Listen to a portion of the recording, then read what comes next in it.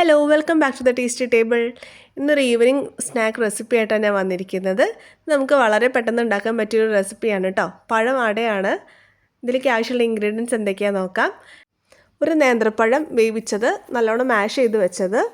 പിന്നെ വേണ്ടത് ഒരു അരക്കപ്പ് അരിപ്പൊടി, ശർക്കരപ്പാനി, പിന്നെ കുറച്ച് നാളികേരം. ഇനി നമുക്ക് പഴത്തിലേക്ക്, അതായത് വേവിച്ച പഴത്തിലേക്ക് അരിപ്പൊടി കുറച്ചായിട്ട് ഇട്ട് കൊടുക്കുക കേട്ടോ. ഓരോ ബാച്ചായിട്ട് ഇട്ട് കൊടുക്കാം, കാരണം അതിന് കൺസിസ്റ്റൻസി മാറിപ്പോവാതിരിക്കാൻ വേണ്ടിയിട്ടാണ് അങ്ങനെ ചെയ്യുന്നത്. അതുപോലെ എൻ്റെ വീഡിയോസ് ആദ്യമായിട്ട് കാണുന്നവരാണെങ്കിൽ പ്ലീസ് ടു സബ്സ്ക്രൈബ്. സൈഡിലൊരു ബെൽ ബട്ടൺ ഉണ്ട്, അത് പ്രസ് ചെയ്തിട്ട് ഓൾ എന്നൊരു ഓപ്ഷൻ സെലക്ട് ചെയ്താൽ ഞാൻ ഇനി ഫ്യൂച്ചറിൽ വീഡിയോസ് ഉണ്ടാകുമ്പോൾ നിങ്ങൾക്ക് കാണാൻ പറ്റും കേട്ടോ. ഇനി നമുക്ക് ശർക്കരപ്പാനി നല്ലവണ്ണം ചേർത്ത് കൊടുക്കാം. നിങ്ങളുടെ പാകത്തിന്, അതായത് മധുരത്തിൻ്റെ പാകത്തിനനുസരിച്ച് നിങ്ങൾക്ക് ചേർത്ത് കൊടുക്കാം കേട്ടോ. നമുക്കിതിലേക്ക് ഒരു പിഞ്ച് സോൾട്ട് ഇട്ട് കൊടുക്കാം കേട്ടോ. ഇനി എല്ലാം കൂടി നല്ലവണ്ണം മിക്സ് ചെയ്യണം.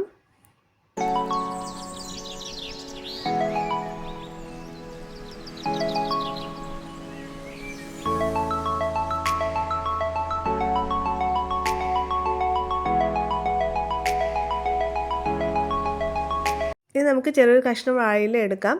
ഞാൻ ഈ വാഴയില ഫ്രിഡ്ജിൽ സൂക്ഷിച്ചതായിരുന്നു, പക്ഷേ കളറ് മാറിപ്പോയി. നമ്മൾ നാട്ടിൽ കിട്ടുന്ന പോലെ പെട്ടെന്ന് എനിക്കിവിടെ അറേഞ്ച് ചെയ്യാൻ പറ്റില്ലല്ലോ. അപ്പോൾ നിങ്ങളെല്ലാവരും ഫ്രഷ് വാഴയില എടുക്കണം കേട്ടോ. അപ്പോൾ നമുക്ക് ഈ വാഴയില പരത്തുന്നതിന് മുമ്പ് നമുക്ക് ഇഡ്ഡലി പാത്രത്തിൽ വെള്ളം തിളപ്പിക്കാൻ വെക്കാം കേട്ടോ. ഇനി നമുക്ക് വാഴയിലേക്ക് പഴം മിക്സ് ചെയ്ത് വെച്ചിട്ടില്ലേ, അത് കുറച്ചായിട്ട് പരത്തി കൊടുക്കാം. അതുപോലെ നാളികേരം ഫില്ലിങ് ചെയ്യുന്നത് ഓപ്ഷണലാണ്, നിങ്ങൾക്ക് താല്പര്യമില്ലെങ്കിൽ അത് സ്കിപ്പ് ചെയ്യാം കേട്ടോ. അതുപോലെ വാഴയിലയിൽ നെയ്യോ വെളിച്ചെണ്ണയോ ഞാൻ അപ്ലൈ ചെയ്തിട്ടില്ല. ജസ്റ്റ് നമ്മൾ മിക്സ് ചെയ്ത് വെച്ചിട്ടുള്ള പഴമില്ലേ, അത് മാത്രം പരത്തി കൊടുക്കാം കേട്ടോ.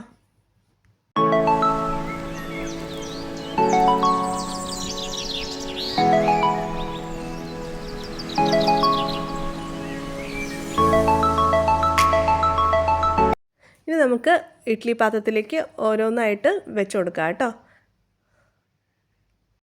എന്നിട്ടൊരു 15 മിനിറ്റ് ഒരു മീഡിയം ടു ഹൈ ഫ്ലെയിമിൽ ഇത് നമുക്ക് കുക്ക് ചെയ്തെടുക്കാം. വളരെ ഹെൽത്തി ആയിട്ടുള്ളൊരു റെസിപ്പിയാണ്.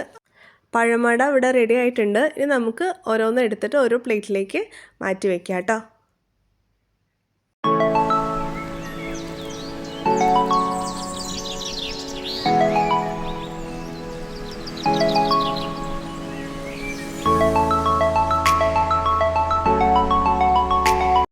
ചൂട് ഒന്ന് അറിയതിന് ശേഷം നമുക്ക് ഇത് ടേസ്റ്റ് ചെയ്ത് നോക്കാം കേട്ടോ.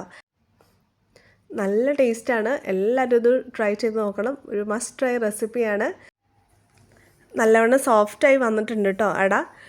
എനിക്കിത് കഴിച്ചു നോക്കിയപ്പോൾ ഒരു ചക്കട കഴിക്കുന്ന ഒരു ഫീലാണ് കിട്ടിയത്, കാരണം നേന്ത്രപ്പഴം നല്ലോണം പഴുത്തതായിരുന്നു.